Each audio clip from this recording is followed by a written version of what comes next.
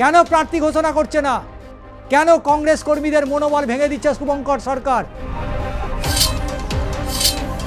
কাদেরই বা অঙ্গুলি হিলনে এই অপদার্থ শুভঙ্কর সরকারকে কেন প্রদেশ কংগ্রেসের সভাপতি করা হলো? তলায় তলায় কারোর সাথে হাত মিলিয়েছেন নাকি? সেই কারণেই এত বিলম্ব।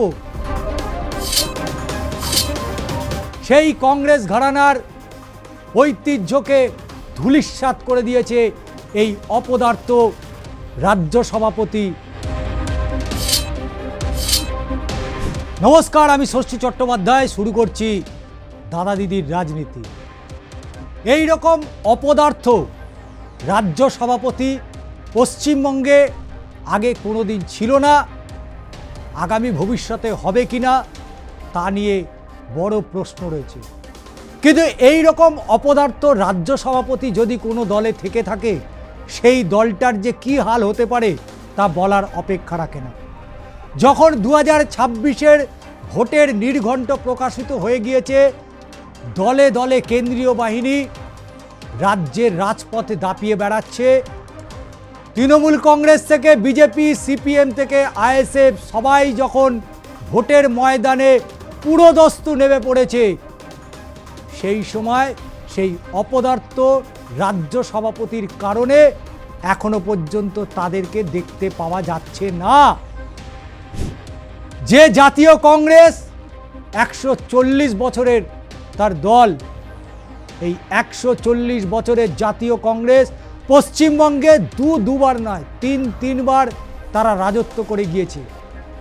বাংলা রূপকার ডক্টর বিধানচন্দ্র রায় 14 বছর পশ্চিমবঙ্গের মুখ্যমন্ত্রী ছিলেন।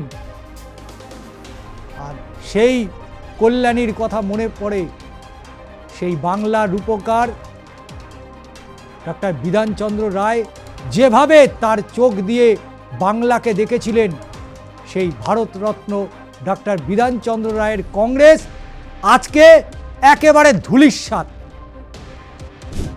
তার পরবর্তীতে 48 থেকে 62 টানা 14 বছর বাংলার মুখ্যমন্ত্রী ছিলেন ভারতরত্ন ডক্টর বিধানচন্দ্র রায়। তারপরে হচ্ছে 1972 থেকে 77, 5 বছর সিদ্ধার্থ শঙ্কর রায় কংগ্রেসের মুখ্যমন্ত্রী। সেই সময় জরুরি অবস্থাও দেখেছিল বাংলার মানুষ, এবং নকশালপন্থীদের সেই দাপাদাপিও দেখেছিল সেই সময় সাধারণ মানুষ। সেই কংগ্রেস ঘরানার ঐতিহ্যকে ধূলিসাৎ করে দিয়েছে এই অপদার্থ রাজ্য সভাপতি, প্রদেশ কংগ্রেস সভাপতি শুভঙ্কর সরকার।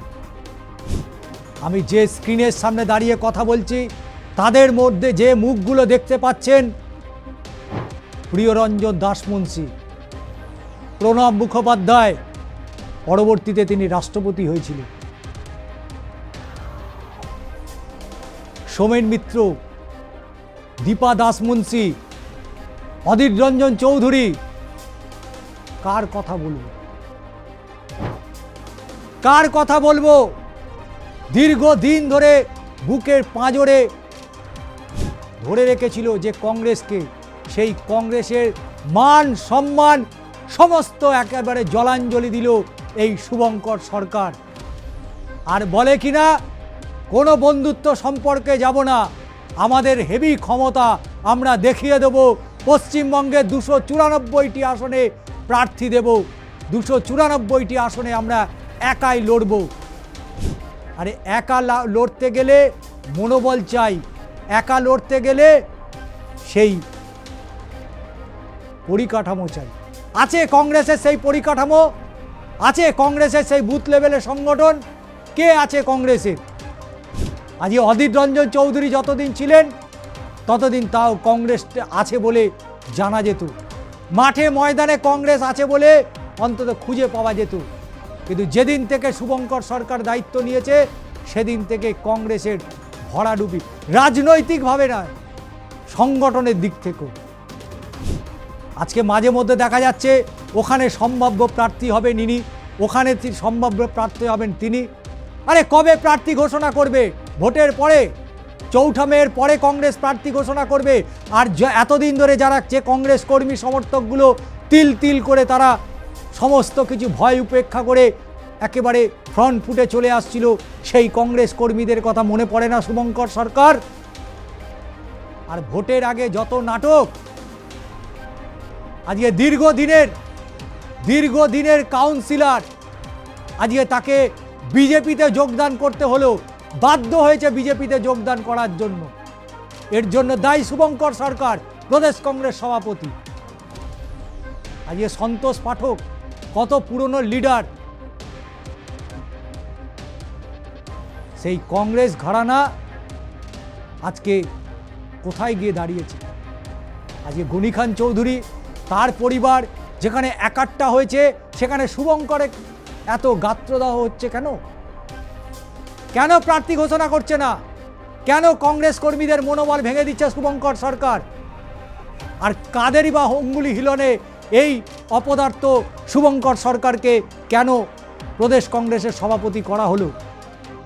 মানুষ জানতে চাইবে না? মানুষ জানতে চাইছে কংগ্রেস কবে প্রার্থী তালিকা ঘোষণা করবে। আইএসএফের মতো দল যারা 2021 সালে যারা আত্মপ্রকাশ করেছিল, এই 2026-এর এই নির্বাচনে মরণবাচন লড়াই যেখানে চালাচ্ছে প্রতিটা রাজনৈতিক দল, আর সেখানে কংগ্রেস ঘরে বসে শীত ঘুম দিচ্ছে। এখনো কম্বল উড়িয়ে শুয়ে আছে কংগ্রেস। কবে জাগবে? কবেই বা তারা প্রার্থী তালিকা প্রকাশ করবে? একজন এক একটা এলাকায় 2 থেকে 3 বার প্রচার শেষ করলো, আর কংগ্রেস নাকি এখন সেই ভাত ঘুম থেকে উঠতে পারেনি। তারা প্রার্থী তালিকা নিয়ে এখনো বলছে দিল্লি আর প্রদেশ কংগ্রেস, দিল্লি আর প্রদেশ কংগ্রেস। কি চাইছেন? কি চাইছেন? দলটা তো এবার রসাতলে চলে যাবে। আজকে কংগ্রেসের জন্য দুঃখ হয়। রীতিমতো কংগ্রেস কর্মী সমর্থকদের মনোবল ভেঙে গিয়েছে শুধুমাত্র শুভঙ্কর সরকারের এহেন সিদ্ধান্ত। আজকে প্রার্থী তালিকা ঘোষণা করা হয়নি। আজকে যখন একের পর এক দেয়াল দখল হয়ে যাচ্ছে, আজকে ব্যানার লাগানোর জায়গা পাবে না। একটা চতুর্মুখী লড়াই, 26-এর এই হাই ভোল্টেজ নির্বাচন, হাজার হাজার লক্ষ লক্ষ মানুষের ভোটার লিস্ট থেকে নাম বাদ চলে গেছে। এই রকম একটা গুরুত্বপূর্ণ নির্বাচনে কংগ্রেস নাকি এখনো প্রার্থী তালিকা ঘোষণা করতে পারেনি। আর বড় বড় ডায়লগ দিচ্ছে 294টি আসনে প্রার্থী দেবে। একটা আসনে প্রার্থী দিতে পারেনি, 294টি আসনে প্রার্থী দেবে। আমরা দেখেছিলাম 2016 সালে বাম কংগ্রেসের জোট আজকে রাজ্য বিধানসভায় তাদের প্রতিনিধি ছিল। আব্দুল মান্নান বিরোধী দলনেতা, আর সেই প্রদেশ কংগ্রেস আজকে নাকি তারা প্রার্থী ঘোষণা করতে পারছে না। কেন পারছেন না? প্রকাশ্যে বলুন, কোথায় বাধা রয়েছে? নাকি তলায় তলায় কারোর সাথে হাত মিলিয়েছেন নাকি? সেই কারণেই এত বিলম্ব? সেই কারণেই কি এত বিলম্ব করছেন?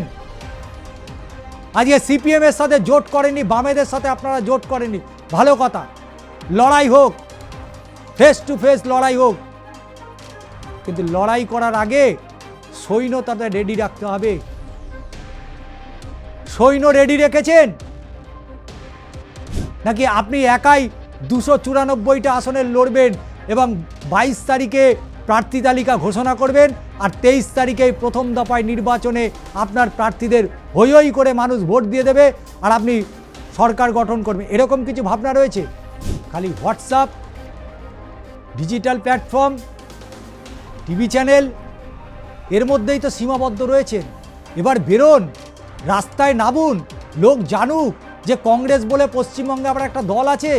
আজকে তরুণ যে সমস্ত ছেলেমেয়েরা যারা কংগ্রেসকে ভালোবেসে কংগ্রেসটা করছে, যারা পুরনো লিডারশিপ রয়েছে, আমরা তো দেখেছি মনোজ চক্রবর্তীকে দেখেছি, আব্দুল মান্নানের মতো বর্ষিয়ান, আজকে অধীর রঞ্জন চৌধুরী, আজকে মৌসুম নোট, ঈশা খান, কার কথা বলবো?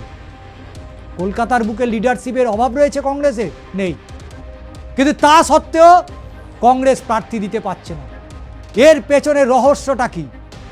সেই রহস্য কেন উদ্ঘাটন করছেন না প্রদেশ কংগ্রেস সভাপতি? মানুষ তো জানতে চাইছে। এখনো তো অন্তত 5% হলেও তো কংগ্রেসের ভোট রয়েছে। তাহলে সেই মানুষগুলো তারা তো মুখিয়ে রয়েছে যে এই বুঝি কংগ্রেস প্রার্থী ঘোষণা করবে, এই বুঝি কংগ্রেস প্রার্থী ঘোষণা করবে। সবাই একে একে প্রার্থী ঘোষণা করে দিচ্ছে।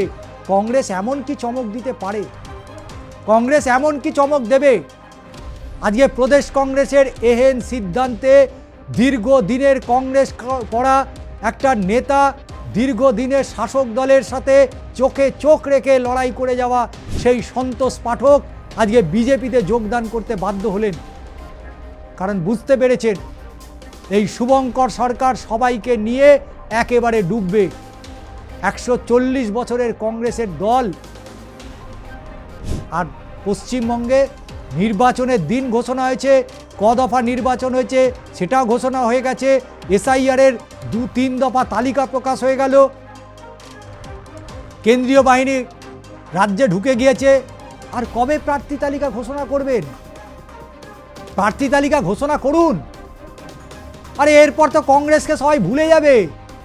দিনের পর দিন যারা এই কংগ্রেসটাকে তিলে তিলে তৈরি করেছিল পশ্চিমবঙ্গের বুকে, সেই প্রিয়রঞ্জন দাসমুন্সি, দীপা দাসমুন্সি, সোমেন মিত্র, অধীর রঞ্জন চৌধুরী, সুব্রত মুখোপাধ্যায়, আজকে কংগ্রেসের এই রকম সিদ্ধান্তের জন্যই 98 সালে মমতা বন্দ্যোপাধ্যায় এই কংগ্রেস ছেড়ে নতুন দল ঘোষণা করেছিল যার নাম তৃণমূল কংগ্রেস।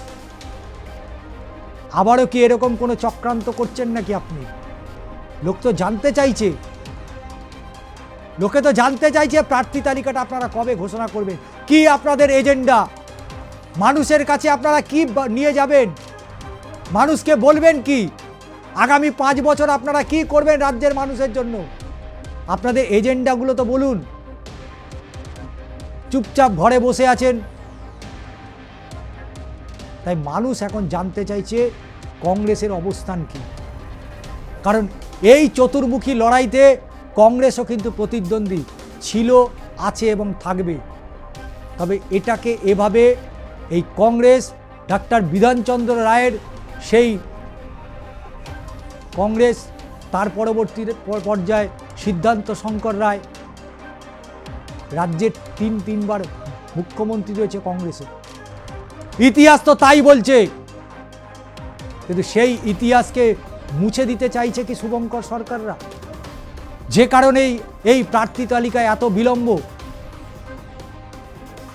কারা প্রার্থী হবেন, কোথায় প্রার্থী হবেন, কবে তারা প্রচারে নামবেন, কবে সাধারণ মানুষের কাছে গিয়ে বলবেন যে আমরা এই ইস্যুগুলো নিয়ে আপনাদের কাছে এসেছি, এই ইস্যুতে আপনারা আমাদের ভোট দিন।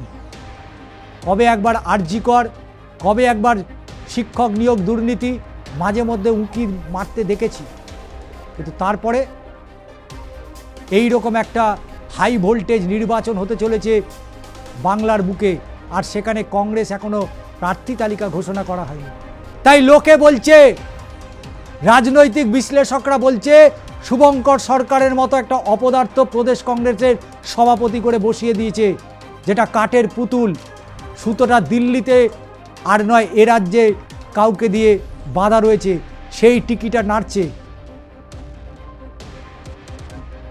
তাই দাদা দিদির প্ল্যাটফর্মে আমরা এই প্রসঙ্গটা উত্থাপন করলাম।